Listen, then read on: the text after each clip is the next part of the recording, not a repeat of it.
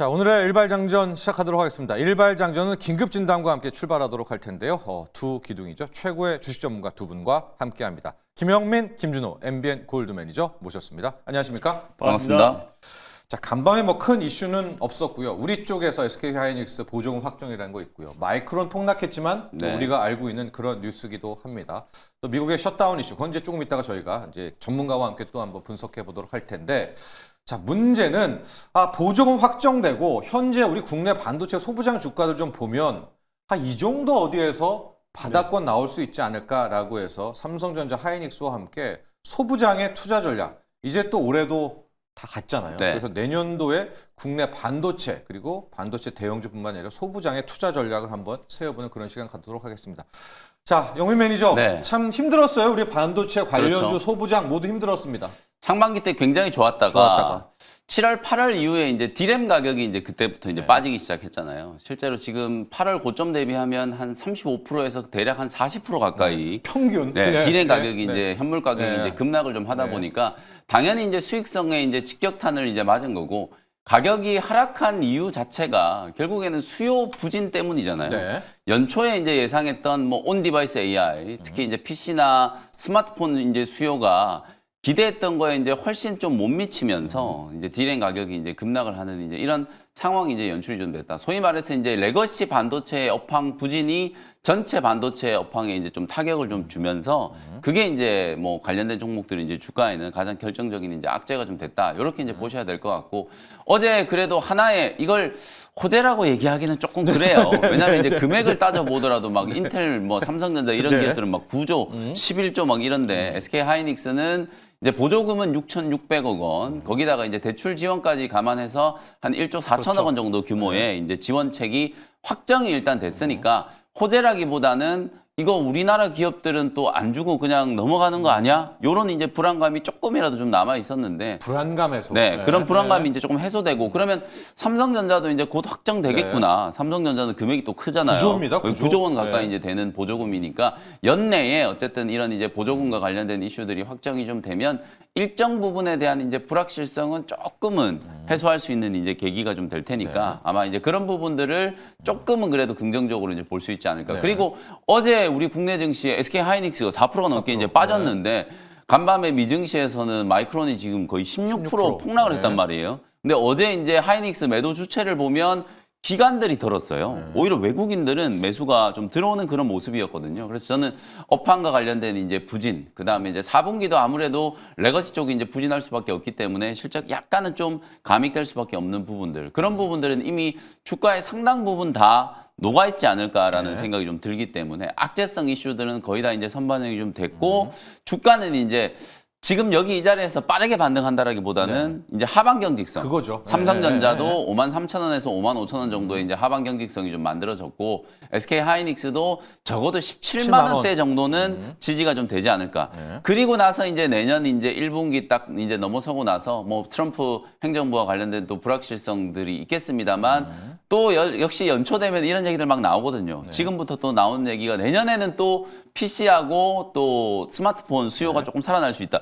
실제로 어제 마이크론 주가는 급락했습니다만 내년 이제 사업 전망을 이제 볼 때 이제 스마트폰이라든지 PC 쪽에 가동률을 조금 이제 끌어올리고 설비를 이제 조금 전환한다라는 그런 얘기들이 좀 있었거든요. 아무래도 수요 회복에 대한 이제 기대감을 조금 반영시키는 게 아닌가라는 생각이 좀 들고, 올해 이제 기대했던 매출이 내년으로 어찌 보면 좀 이연되는 거다. AI 산업, 제가 이제 우리 지난번에도 말씀드렸다시피 새로운 XR 기기 같은 이제 엣지 디바이스에 이제 또 디바이스죠. 엣지 디바이스에 이제 또 출연, 그 다음에 이제 이연됐던 어떤 AI와 관련된 이제 매출 이런 것들이 조금이라도 좀 회복되면 반도체 이제 가격의 이제 하락세도 어느 정도 좀 일단락이 좀 되지 않겠는가. 그러면 내년 한 1분기 전후로는 조금 이제 주가의 변곡점이 만들어질 수도 있지 않겠나. 그 정도의 이제 전망을 해볼 수 있을 것 같습니다. 좋습니다. 영민 매니저가 판단한 우리가 왜 여름 기점으로 무너졌는가? 역시 범용 반도체죠. 레거시 반도체 부전 때문에 그거에 직격탄을 맞았고, 이와 함께 불확실성, 트럼프 불확실성, 보조금 불확실성인데 일단 불확실성은 어느 정도가 제외됐고, 가격 측면에서는 범용 반도체의 앞으로 겨울이 온다. 이거는 이제 선반영이 돼 있는 그런 상황에서 엣지 디바이스라고 이야기를 해주셨는데, 이제 XR 기기 나오죠. 또 온디바이스 AI 나오죠. 또 브로드컴 나왔으니까 맞춤형 반도체 그렇죠. 알 거 아닙니까? 네, 맞습니다. 그러면 혹시 다시 한번 우리 쪽 소부장에게도 내년 1분기 전후로 어떤 기회와 바닥이 나올 수 있지 않을까?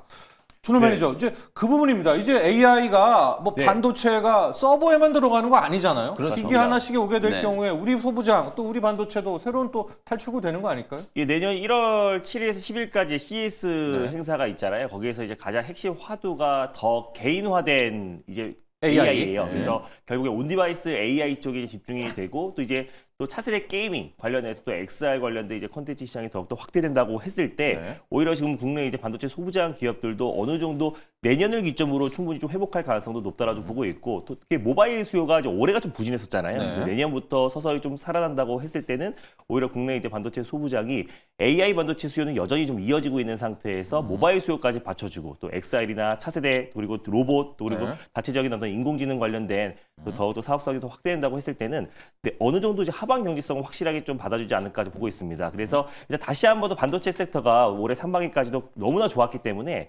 내년까지도 그 바톤을 이어받고 시장의 주도 섹터가 되기에는 조금은 어려운 부분이 분명히 있지만은 네. 그래도 어느 정도 하방 경직을 좀 잡아주면서 좀 어느 정도 반발 매수는 충분히 유입될 수 있다고 보고 있어요. 그래서 이번에 보조금도 받게 됐고 삼성까지도 받게 된다고 했을 때는 어느 정도의 불확실성도 좀 해소가 될 수 있다고 보고 있고요. 다만 이제 트럼프 행정부가 집권을 하면서 다시 한번 칩스법을 또 폐기할 수 있다는 불확실성도 여전히 좀 살아있는 상태이다 보니까 일단 상반기까지는 반도체가 다시 한번 시장의 상승을 견인하기보단 시장의 하락을 좀 방어해주는 성격의 움직임이 나올 가능성이 높다라고 보고 있습니다. 그래서 그 안에서도 어제도 말씀드렸던 것처럼 일단 반도체 설계 쪽, 그리고 주문형 반도체 쪽에 시장의 관심이 좀 높아지고 있는 시점이다 보니까 많은 이제 빅테크 기업들이 또 결국에 다시 한번 AI 칩, 브로드컴과 같이 협업해서 새로운 AI 칩을 또 개발을 그러니까요. 나서고 있고 네. 또 유리기판 관련해서 다 지금 인텔부터 시작해서 AMD 또 브로드컴까지도 차세대 유리기판을 적용하겠다라고 좀 발표를 했기 때문에 결국 유리기판과 또는 이제 어떤 주문형 반도체 관련된 설계 기업들을 관심 있게 본다고 했을 때는 반도체 섹터 안에서 예전에는 HBM 쪽이 좀 주도했다면 지금부터는 이제 주문형 반도체 또 설계 기업들 또 그리고 이제 디자인 하우스 기업들이 다시 한번 시장의 어떤 반도체 섹터 내에서 좀 주목을 받지 않을까 보고 있습니다. 자, 준호. 조금 더 요약을 좀 해보면 사실 이제 정책적인 이제 불확실성 측면에서 보면 네. 트럼프 행정부가 이제 들어섰을 때 과연 이제 우리나라 반도체 기업들이 지금처럼 자유롭게 이제 미국에 막 수출하고 또 혹여나 또 관세 폭탄 매기고 뭐 이러지 않을까 그런 우려들이 이제 조금 남아있긴 네. 한데 어쨌든 저는 오늘 그 어제 생물보안법이 상원에서 이제 통과가 불발됐잖아요. 네. 요게 저는 또 하나의 좀 힌트를 줄 수 있다라고 보는 게 지금 미국하고 중국이 이렇게 강대강 계속해서 대치를 하고 있는데도 불구하고 철저하게 미국 기업들의 이익을 따져서 예. 지금 당장 우시바이오로시를 규제하는 게 오히려 미국 기업들한테 피해를 준다. 이런 관점으로 상원에서 이제 제동을 건 거거든요. 그러니까 반도체도 결국에는 미국이 뭐 지금 마이크론이 있긴 합니다만 삼성전자나 SK 하이닉스 없이 메모리 반도체 이제 수요를 조달하기에는 굉장히 어려운 상황이기 때문에 예. 당장 우리나라 삼성전자와 SK 하이닉스에 관세를 매긴다거나 혹여나 네. 뭔가 이제 또 정책적인 태클을 태클을 건다. 건다라고 네. 하면 결국 피해가 미국 기업들한테 가는 거거든요. 그리고 지금 엔비디아 같은 경우에는 SK 하이닉스 아니면은 AI 가속기를 만들 수가 없어요. 네. 지금 마이크론 물량 가지고는 턱없이 지금 그럼요. 부족하기 때문에 네. 블랙열 자체를 생산을 할 수 네. 없는 상황이거든요. 그렇죠. 그래서 네. 많은 분들이 이제 걱정하시는 게 이런 정책적인 불확실성에 대한 이제 부분인데 오히려 저는 어제 이제 생물보안법 이슈 보고 아 역시 미국은 정말 철저하게 본인들의 이익을 따지는구나. 네. 정치적인 뭐 이해관계 이런 거 다 떠나서 그냥 철저하게 본인들의 이제 이익을 따진다라는 측면에서 보면 결국 삼성전자와 SK 하이닉스가 미국의 반도체 기업들이 잘 되는 것과 상당한 이제 또 영향력을 좀 행사를 할 수 있는 부분이기 때문에 오히려 또 우리가 우려했던 것보다는 정책적인 불확실성은 조금 완화될 수 있다. 트럼프 태클. 네, 그래서 결국 남아 있는 건 이제 레거시 디램, 이제 업황과 관련된 부분이고 AI는 뭐 준호 매니저 지금 얘기했던 것처럼 지금 너무 좋잖아요. 네. 너무 좋은데도 불구하고 레거시 디램이 안 좋기 때문에 지금 AI는 오히려 다 묻힌 묻어가죠. 거거든요. 네. 그래서 내년에도 HBM 그리고 이제 새롭게 이제 부각되고 있는 이 온디바이스 AI 시장의 이제 개화 이게 1년 정도 늦어졌으니까 내년부터는 이 온디바이스 AI 시장이 이제 개화가 되면 그야말로 이제 팹리스나 디자인 하우스 기업들 맞춤형 이제 반도체를 제작하는데 특화되어 있는 디자인 하우스나 이제 팹리스 기업들이 네. 주목을 조금 더 받을 수 있는 그런 이제 분위기가 좀 연출될 수 있다라고 보시면 되겠습니다. 좋습니다. 그래서 이제 투자 전략으로 가야 될 것 같은데요. 이제 삼성전자와 하이닉스 같은 경우에 특히 이제 삼성전자는 우리가 한번 확인했던 일명 뭐 오너 로스컷 가격대 네. 49,000원에서 5만 원 하나 있고 하이닉스는 이제 16만 8천 원에서 17만 원. 여기가 이제 콘크리트 같이 일단 있습니다. 깨질 수도 있지만 여기를 이제 두 개를 잡아놓고 소부장 쪽으로 가셔야 될 것 같은데 뭐 대시세를 원하는 분들도 있지만은 약간 저가에서 사서 트레이딩해서 한 4, 5% 먹고 또 차익 실현하고 네. 물 타고 이제 요런 라인대입니다. 지금 소부장이. 그래서 어디로 향할까?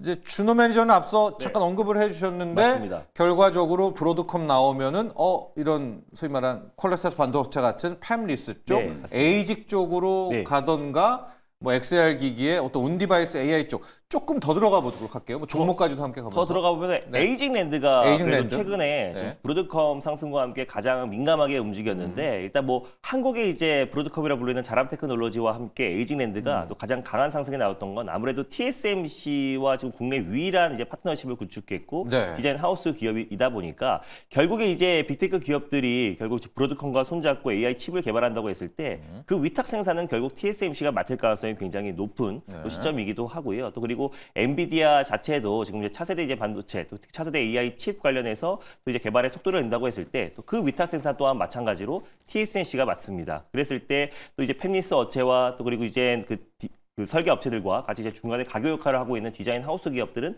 결국 수혜를 받을 수밖에 없다라고 보고 있고요. 또 가뜩이나 테슬라의 일론 머스크와 또 TSMC 간에 또 이제 옵티머스 로봇 위탁 생산 반도체 칩도 결국 TSMC와 공동 개발하고 위탁 생산을 맡기겠다라고 이제 발언이 나왔기 때문에 네.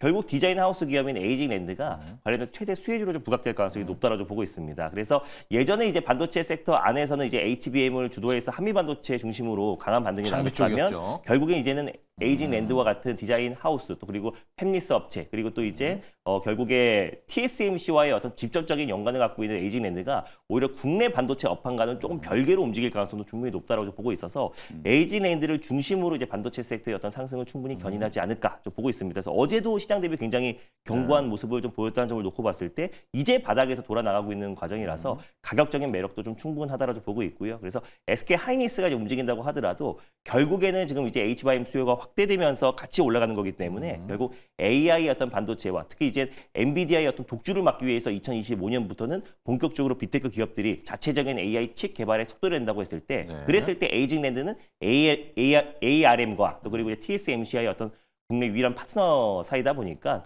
그랬을 때 에이징랜드가 반사 이익을 좀 충분히 얻을 가능성이 높다고 보고 있습니다. 차량용 이제 자율주행으로 가도 그 차량용 반도체도 맞춤형 아닙니까? 맞습니다. 왜냐면 차별로 다 이거 뭐 에이직 뭐 이런 설계 필요한 거 아니겠어요? 하나하나 다 가야 맞아요. 되니까. 테슬라에서도 자체적인 또 칩도 개발하고 있기 그래야 때문에 되니까. 또 그 생산도 TSMC가 맡을 자율주행도. 가능성도 네. 맞아요. 그래서 굉장히 높고 그래서 첨단 산업에는 또 다양한 또 칩들이 다 들어갈 수밖에 네. 없잖아요. 옵티머스 로봇부터 시작해서 기가팩토리 또 그리고 아까 말씀하셨던 자율주행까지도 자율주행, 네. 결국에 이제 핵심 칩들이 들어갈 수밖에 없기 때문에 그 맞춤형 설계를 하고 있는 에이징랜드가 그래서 가장 큰 수혜주가 될 수 있고 또 후속주로는 뭐 넥스칩 같은 지난번에 아파치 6라는 네. 자체 차량용 브랜드를 반도체. 가지고 있는 차량용 반도체 그 칩이 또 로봇에도 적용이 되기 때문에 이제 그런 기업들을 우리가 좀 눈여겨볼 필요가 있지 않을까 보고 있습니다.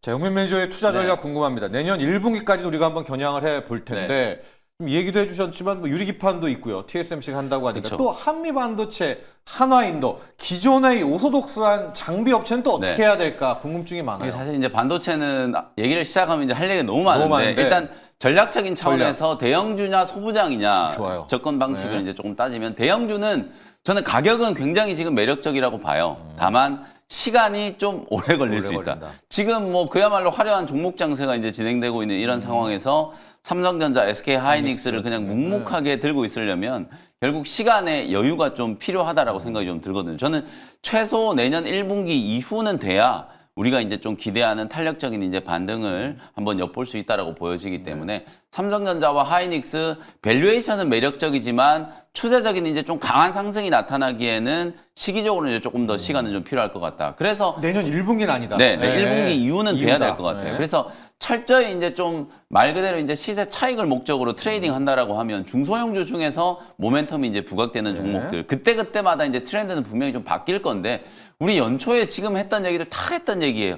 AI 시장 개화되면 당연히 이제 주문형 반도체 에이직의 시대가 올 거기 때문에 그 당시에 실제로 1월부터 3월 달까지 가온 칩스, 칩셋 미디어 이런 종목들이 대폭등을 했었거든요. 네. 그러고 나서 이제 3월 이후에 무너진 거예요. 실제로 온 디바이스 AI 시장이 이제 안 개화가 왔죠. 계속 늦어지고 네. AI에 대한 이제 투자가 거의 대부분 다 서버나 데이터 센터 쪽에 이제 집중되면서 HBM은 상반기 내내 살아남았습니다만 디자인 하우스 기업들은 3월 이후에 다 주저앉았거든요. 그게 이제 다시 이제 이슈가 반복되고 있는 거예요. 브로드컴으로 인해서 에이직의 이제 시대가 조금 더 심화될 수 있다라는 이제 기대감이 반영이 되면서 에이직랜드, 그다음에 가온 칩스, 자람 테크놀로지, 뭐 어제 또 퀄리터스 반도체, 반도체. 거기다가 이제 차량용 반도체 만드는 넥스트 칩, 칩셋 미디어, 뭐 텔레 칩스 이런 종목들까지 이제 다 같이 움직인 거거든요. 그래서 논리는 어차피 똑같아요. AI 반도체 시장이 이제 개화되면 당연히 디자인 하우스나 팹리스 기업들의 일거리가 늘어나게 될 거고 고객 맞춤형 각 빅테크들이 원하는 사양의 맞춤형 반도체들을 이제 만들어내야 되기 때문에 그 중간에서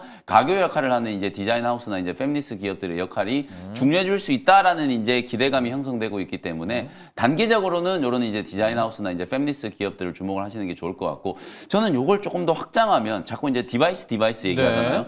테슬라가 지금 요번에 또 TSMC하고 옵티머스에 들어가는 또 로봇 제조도 TSMC 쪽에 이제 의뢰를 한다는 얘기 나왔잖아요. 그러면 이건 무슨 의미냐면 내년부터 옵티머스 상용화 한다는 얘기예요. 상용화를 할 거니까 지금 대량 생산을 논의를 하는 거거든요.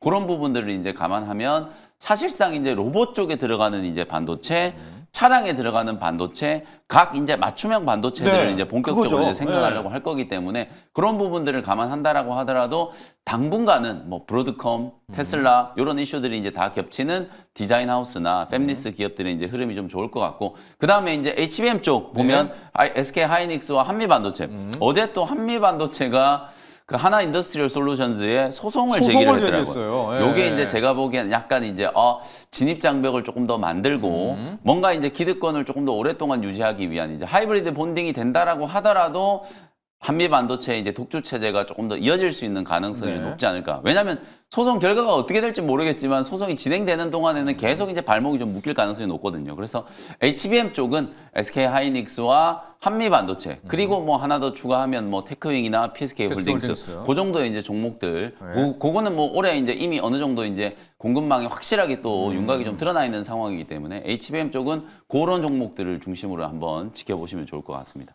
자, 그러니까 영맨 매니저도 그래도 반도체 소부장에서 큰 시세를 나온다는 쪽은 역시 맞춤형 반도체, 브로드컴 따라가면서 에이직 쪽들을 이제 좀 주목을 하고 아니면 아예 차량용 반도체, 뭐 우리가 아는 넥스칩이라든가 이런 쪽 칩셋 미디어로 가되 이제 기존의 HBM 관련한 장비들 있잖아요. PSK 홀딩스 또 한미 반도체 이쪽 라인은 트레이딩이죠. 그러니까 가격이 이제 좀 밑에 매력적이니까 여기는 어차피 내년에도 분명히 이제 이 블랙웰 수요 그리고 이제 HBM에 대한 수요 SK 하이닉스가 계속해서 주도권을 좀 갖고 있을 거기 때문에 하이닉스 쪽에 이제 공급하는 장비 공급망 안에 들어가 있는 기업들은 반도체 이제 투심만 조금 살아나면 분명히 또 올라갈 수 있는 여지는 있다라고 보거든요. 주가가 너무 많이 지금 밀려 있는 상태이기 때문에 한미 반도체, 테크윙, PSK 홀딩스 요 정도 종목은 뭐 낙폭가대 HBM 이제 수혜주로 저가 접근을 충분히 좀 할 수 있는 위치다라고 말씀을 좀 드리겠습니다. 그 대신 방망이는 짧게 잡아야죠. 여기도 큰 시세가 나오는 쪽은 아니다. 이쪽 HBM 이 장비 쪽도 그렇게 내년 1분기까지의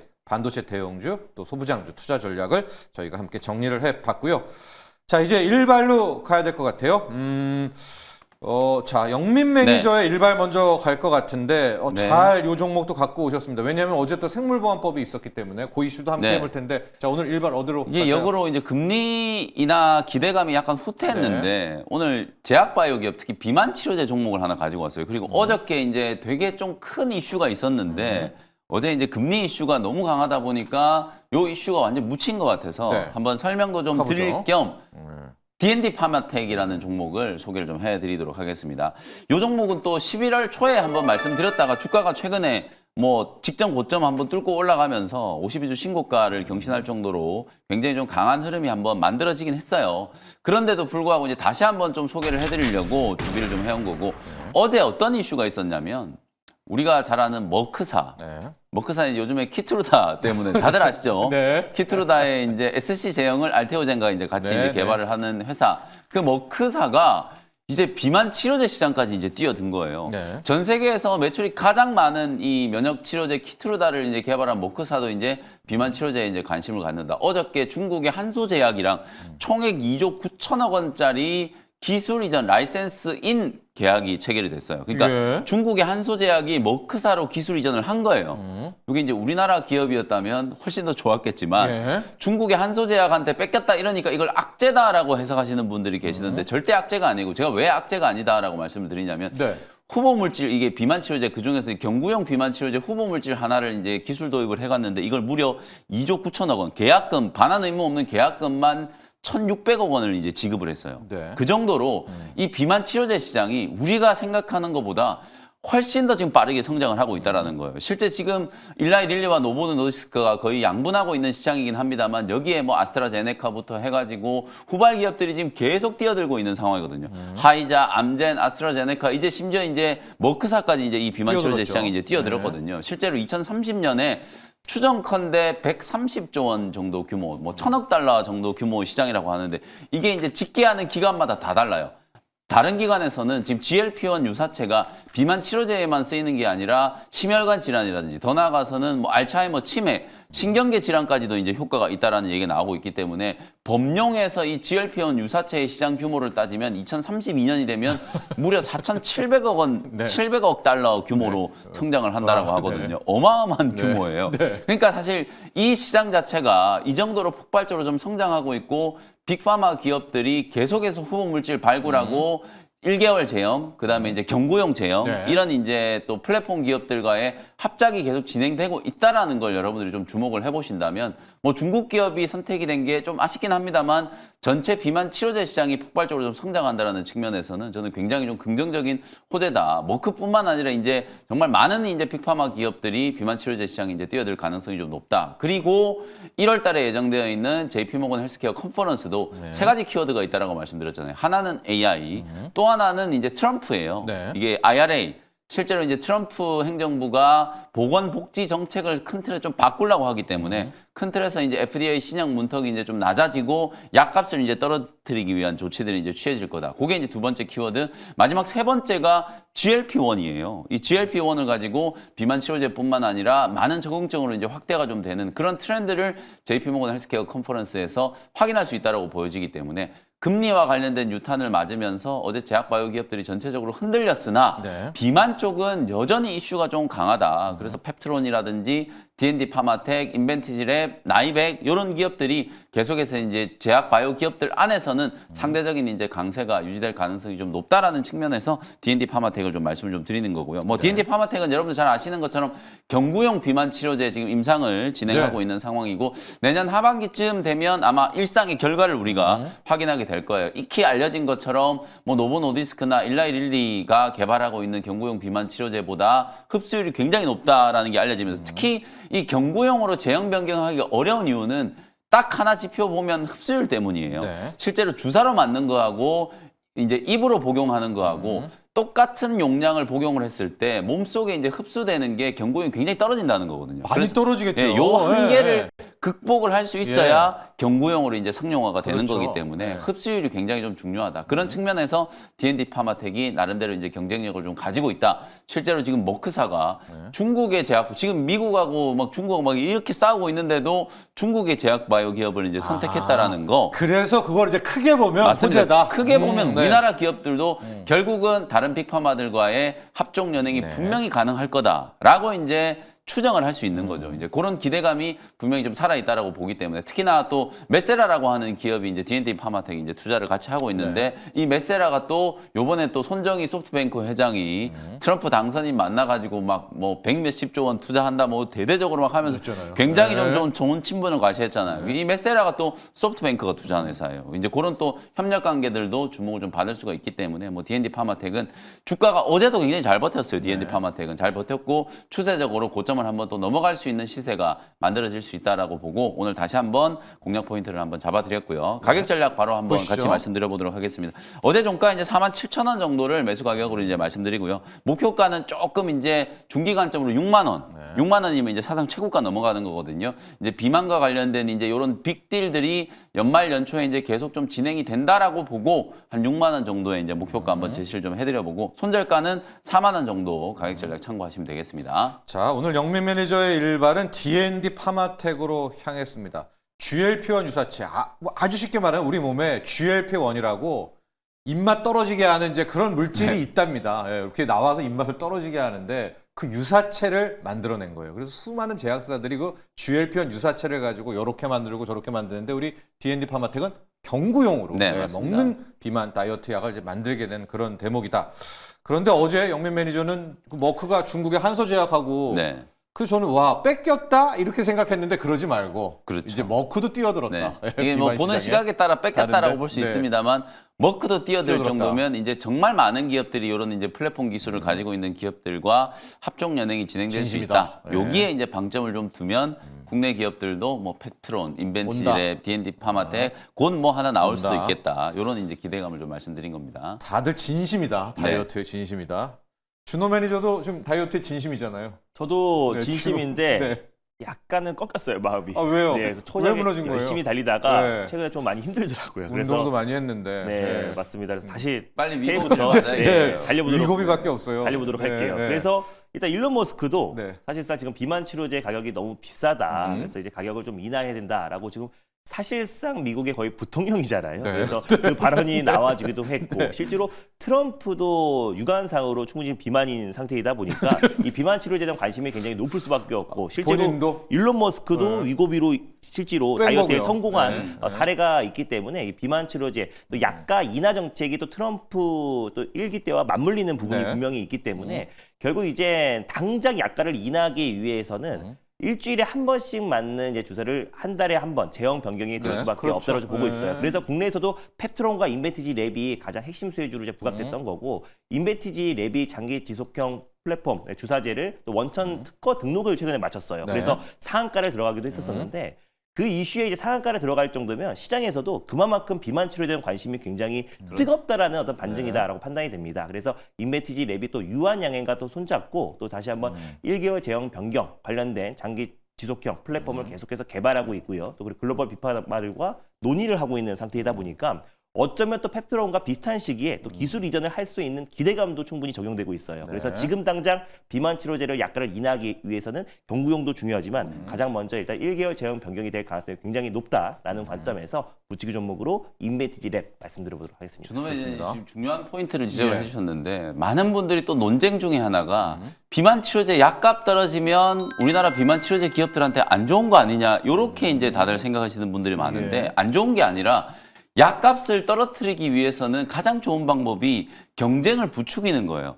많은 신약 비만 치료제가 노보노디스크, 일라일릴리 두 기업이 지금 거의 독점을 하고 있으니까 약값이 비싸도 네. 우리가 울며 겨자 먹기로 이 기업들이 만들어낸 비만 치료제를 살 수밖에 없는 거잖아요. 네. 근데 또 다른 비만 치료제들이 계속 나온다라고 하면 자연스럽게 약값이 떨어질 거거든요. 그러면 다른 기업들이 지금 암젠도 하고 있고 화이자도 하고 지금 머크도 뛰어들었는데 이런 기업들은 이제 1개월 제형이나 네. 경구용 제형으로 이제 만들려고 할 거거든요. 그러면 우리나라 이제 비만 치료제 플랫폼 기업들이 대부분이기 때문에 당연히 수혜를 입는 거죠. 이제 그런 측면으로 이제 접근을 해본다라고 하면 모멘텀이 충분히 좀 유효하다. 거기다가 뭐 준호맨이 설명해 주신 것처럼 지금 뭐 미국의 진짜 부통령 네, 부통령 이거. 진짜 역할을 하고 있잖아요. 일론 머스크가 그 이상이죠. 비만 네. 치료제 약값 떨어뜨려야 된다. 요 얘기를 또 공공연하게 지금 했기 때문에 약값 인하의 가장 또 이슈도 큰 이슈도 비만 치료제가 될 수밖에 없거든요. 네. 그런 부분들을 감안하면 이슈의 측면에서 보더라도 제약 바이오 업종 안에서는 그래도 비만 비만이다. 치료제가 조금 강하지 않을까 이렇게 말씀 좀 드려보겠습니다.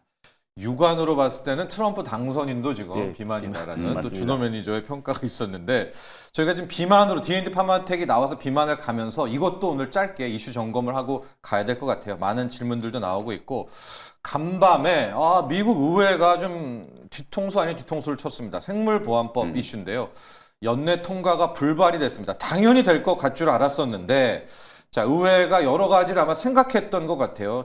영민 매니저는 오히려 지금 뭐 우시바이오라든가 중국을 이렇게 배제하는 것이 미국에 도움은 안 된다는 판단이었겠다. 뭐 이렇게 이야기를 하는데요. 지금 놓고 보니까 민주당의 뭐 짐 맥거번 의원 또 공화당의 켄터키주 뭐 일부 민주당 공화당의 합쳐입니다. 예, 일부 주요 이 상원 의원들이 반대 의견을 던지면서 생물보안법이 통과가 안 됐습니다. 이렇게 되면 딱 떠오르는 게 삼바 어떡하지? 예, 삼바. 먼저 준호 매니저 삼바 어떡할까요? 삼성바이오로직스. 오늘은 어떡할까요? 근데 일단 바이오텍 기업들이 사실상 이제 먼저 선발적으로 이제 국내 이제 바이오텍 그 바이오시밀러 기업들과 또 그리고 CDMO 기업들과 계속해서 이제 공급 계약을 체결을 해왔었어요. 그래서 그런 부분들이 오히려 이 법안은 무조건 통과를 연내에 통과될 것이라 기대를 했었었고, 뭐 당연히 그럴 수밖에 없었던 게 상원과 이제 하원에서 이제 공동으로 발의한 부분이다 보니까 결국에 이제 생물보안법은 연내 통과인데 이미 그 전에 사실상 바이오텍 기업들, 미국의 바이오텍 기업들이 뭐 국내 뭐 ST팜이라든지 뭐 삼성바이오로직스, 뭐 CDMO 관련된 계약을 꾸준하게 체결해 가고 앞으로도 이제 그럴 가능성이 굉장히 높아요. 그래서 실제로 이런 부분들도 올해 이제 약간의 어떤 반대로 좀 무마됐지만 또 내년에 다시 이제 미중 간의 어떤 관계와 패권 전쟁이 더욱더 심화된다고 했을 때는 다시 또 수면 위로 또 올라올 수 있는 거거든요. 그래서 이 시장인 어떤 변동성은 충분히 나올 수 있지만 이미 미국의 바이오텍 기업들은 우리 CDMO 기업들과 먼저 손을 잡고 있다라는 부분들, 또 그리고 이제 공화당이나 민주당에서 공동 발의한 부분들에 대한 어떤 부분들이 있어서 실질적으로는 이제 단기적인 악재는 뭐 사실상 맞지만, 맞지만 일단 중장기적으로 이제 미국과 중국 간의 어떤 패권 경쟁은 내년까지도 계속 심화될 수밖에 없다라고 보고 있어요. 그래서 마치 중국이 어떤 이제 미중 간의 어떤 관계가 더욱더 격화되고 더 심화됐을 때 오히려 히토리를 늘 카드로 꺼내듯이 다시 한번 생물보안법 관련된 부분들을 내년에도 계속 그 카드로 꺼낼 가능성이 높다고 보고 있습니다. 근데 지금 당장은 이제 자국 우선주의가 가장 이제 강하고 또 미국 같은 경우는 자국 기업들의 피해가 최소화하기 위해서 일단 우시바이오로직스의 어떤 이제 그 계약을 계속해서 이어갈 가능성이 높은데 일단 내년에 그 카드를 계속해서 쓰면서 이미 근데 미국 바이오텍 기업들은 어떤 정치적 불확실성들이 분명히 있기 때문에 국내 기업들과 이제 손을 잡고 있다라는 부분들도 좀 긍정적으로 볼 수 있는 부분이고 그랬을 때는 내년에 어떤 실질적인 부분들도 좀 개선될 가능성이 높아서 단기 악재는 맞지만 이 카드는 내년까지도 계속해서 이어질 수도 있다고 보고 있습니다. CMO, CDMO 아직은 죽지 않았다. 네. 영민 매니저, 뭐 삼성바이오로직스 비롯해서 지금 CMO, CDMO들 많이들 투자하신 분들이 오늘 걱정이 되시는 것 같아요. 네. 예. 이미 여러분들 이 보도가요. 어제 나왔어요. 어제 장중에 이미 나왔는데도 불구하고 어제 생각보다 삼바, 뭐 ST팜, 바이넥스, 그래서요. 뭐 어제 제약바이오 기업들이 다 약했기 때문에 오히려 조금 덜 빠졌다는 느낌이 좀 들 정도로 어제 심하게 충격을 받지 않았고요. 기회가 시작되는 거죠. 여러분 이렇게 쉽게 생각하시면 될 것 같아요.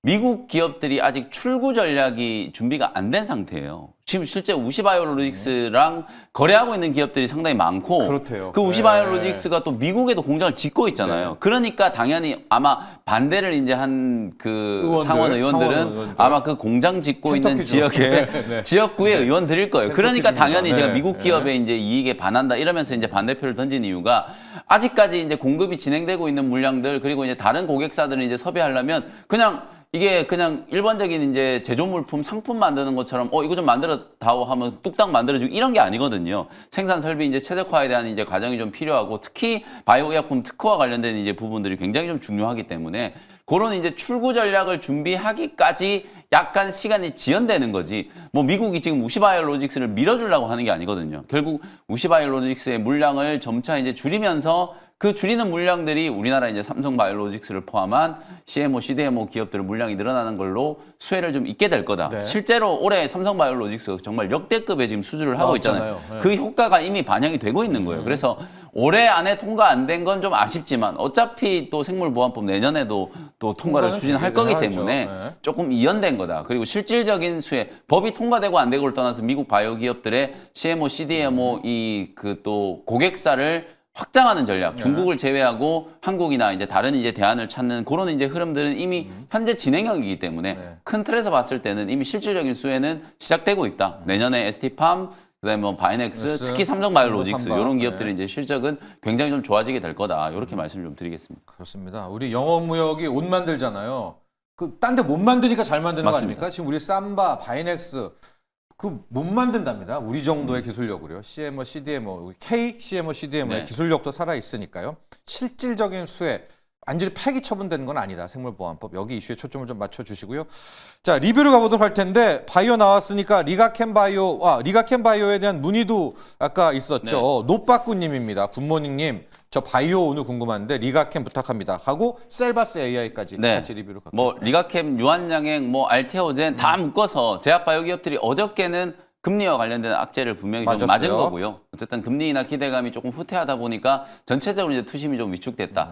다만 리가캠이나 뭐 지금 거의 대부분의 바이오테크 기업들 매도 주체가 기관들이었다는 거.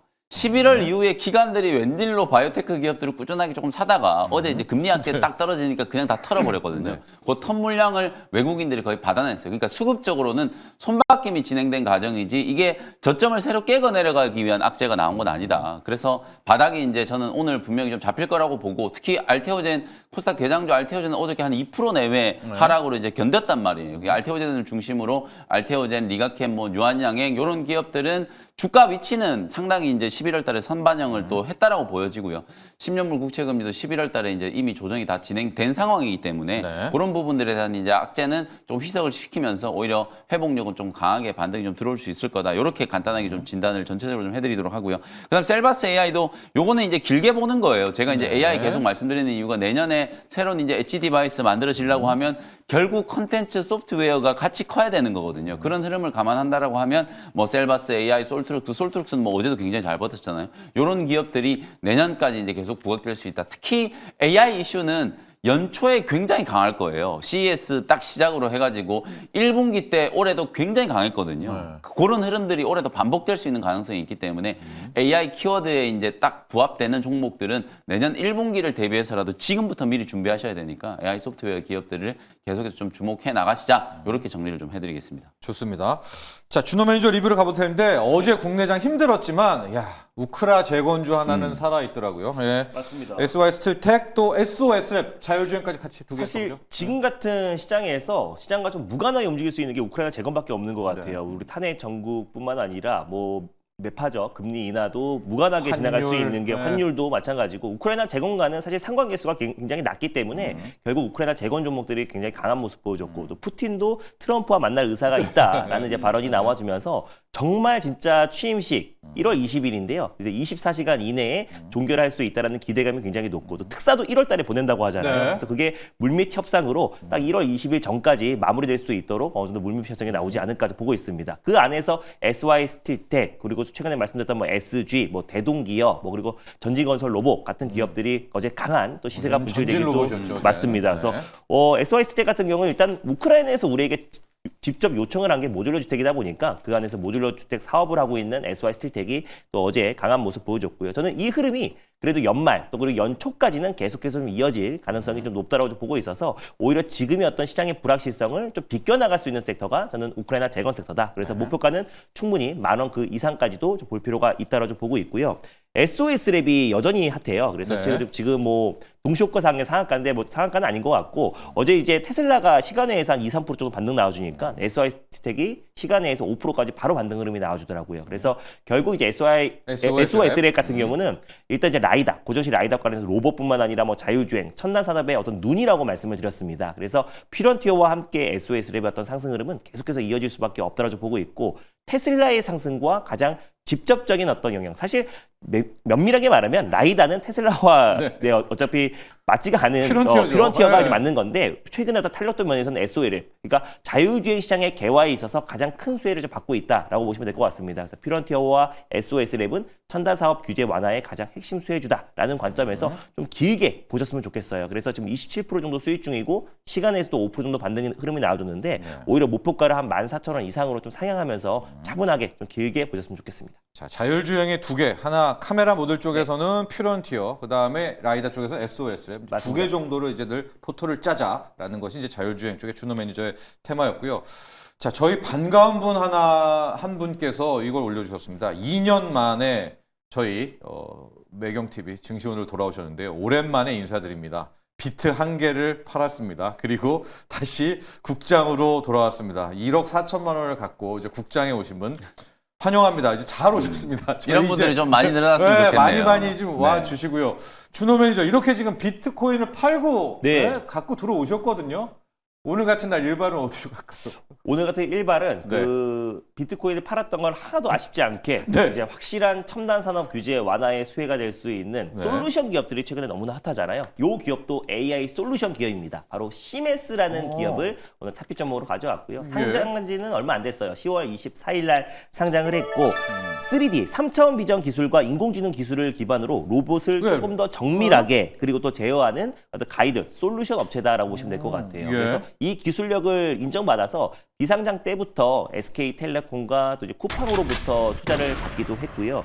지금 이제 사실상 주목할 점은 굉장한 기술력을 가지고 있는 게 굉장히 고객사들이 어려워하는 비정형 수작업 공정들에 대한 로봇 자동화 문제들을 해결해서 그 솔루션을 공급하고 있기 때문에 국내의 어떤 굵직굵직한 대기업들과는 다 협업을 하고 있습니다. 그래서 대표적으로 이제 뭐 쿠팡이라든지 또 현대 기아 그리고 나이키 그리고 APR, LG 엔솔에도 좀 공급하고 있는데 이제 뭐 물류 제조 그리고 2차 전지 검사 다양한 산업의 글로벌 업체들에게 좀 공급하고 있는 그 솔루션을 공급하고 있는 기업이라고 보시면 될 것 같아요. 그래서 그 기술력을 인정받아서 특례로 좀 상장한 기업이고요. 또 현대차와 이제 끈끈한 파트너십을 구축하고 있어서 최근에 이제 엑스볼 숄더라고 작업형 웨어러블 로봇을 이제 본격적으로 양산하기 시작했는데 그 솔루션을 공급하고 있는 기업이 바로 시메스다라고 보시면 될 것 같아요. 그리고 미국의 사실상 부통령이라고 할 수 있는 머스크도 2040년까지 휴머노이드가 100억 개가 넘을 것이다라고 발표를 했고요. 그래서 2040년 정도 되면은 인간보다 로봇이 더 많을 것이라 예측을 했어요. 그랬을 때 이제 솔루션 또 로봇에 적용된 솔루션 업체들의 어떤 수요는 계속 증가할 수밖에 없다라고 보고 있고 내년 1월에 CES 행사의 핵심 키워드도 더 개인화된 AI 그리고 로봇 자율주행, 드론,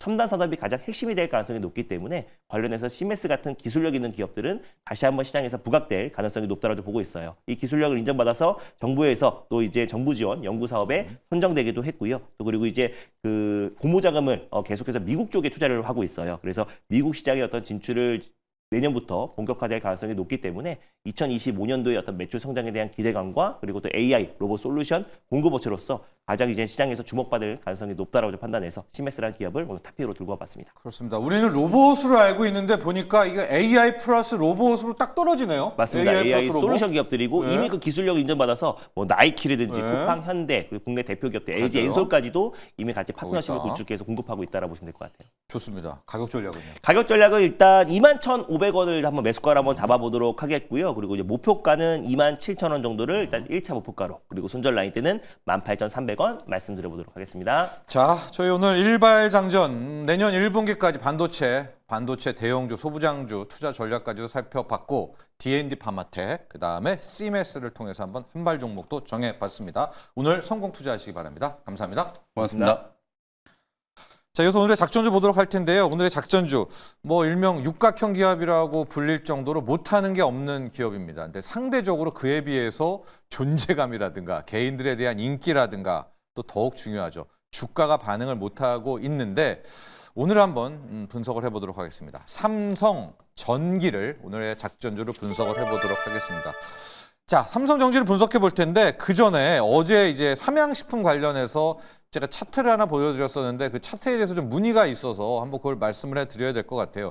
이제 어제 삼양식품을 이야기를 해드리면서 중국에 공장 세운 걸 가지고 시장을 어떻게 판단하는 게 중요하다. 왜 미국에 안 세웠냐라고 하고 이제 주봉 차트였었죠. 그런데 어제는 지금 이 그림을 여기 제가 파란색을 해놨는데 약간 여기가 뚱뚱했잖아요. 근데 어제까지만 해도 주봉 차트가 우리가 말하는 이제 돛지라고 하죠. 십자가인데 십자가에서도 그걸 역으로 세운 십자가를 거꾸로 세운 역십자형이었었거든요. 이제 돛지에서. 그런데 여기가 지금 주봉에서도 쌍봉을 찍을 수 있는 라인에서 만에 하나 이번 주에 이게 역십자로 큰 돛지를 그리면서 뭐 세간에서는 데빌 메이 크라이 뭐 이렇게 불리는 이제 그 봉이 나오면 약간 여기에서는 중국에 대한 것들에 대한 시장의 판단은 좀 부정적일 수 있다. 이제 이 얘기를 했는데 어제 그 어려운 장에서 놀랍게도 삼양식품이 거의 급등을 하지 않았습니까? 그래서 그 역십자형이 아니라 지금 굉장히 뚱뚱한 만에 하나 오늘까지 올라버려서 이 양봉으로 이 차트가 이 주봉 차트입니다, 여러분. 바뀌어버릴 경우에는 여기에 깨는 거잖아요. 주봉도 깨고 쌍봉도 깨고 이제 새 추세가 가는 그리고 다시 여기서 올라가다가 요 선만 지켜주면은 또 출발할 수 있는 그런 라인이기 때문에 오늘이 마지막에 남아 있는 거고요. 어제 상황으로 이게 십자가를 거꾸로 세운 역십자였다. 그런데 어제 7%로 시장 반발이 나오면서 전혀 다른 차트가 됐습니다라는 걸 이제 확인해 드리고요. 오늘 또 주가 봐야죠. 여기서 더 올라가지고 완전히 진짜 주봉에 장대 양봉을 세워버리면 정말 삼양식품 실적도 좋고 올 한해 최고를 보내지 않았습니까? 그런데 오늘 또 만약에 빠져서 이제 어제 오전장이죠. 그제로 말하는 또 이게 십자가 거꾸로 세운 이 역십자가 나오게 되면 이제 그 다음 주가 또 중요한 차트 봉 아니겠습니까? 그런 것들을 다시 한번 왜 역십자가 안 나왔는데 이런 이제 양봉 차트가 나왔는데 그러냐는 이제 문의가 있어서 그거를 함께 여러분께 말씀드리면서 이제 자연스럽게 삼성전기로 넘어가 보도록 하겠습니다.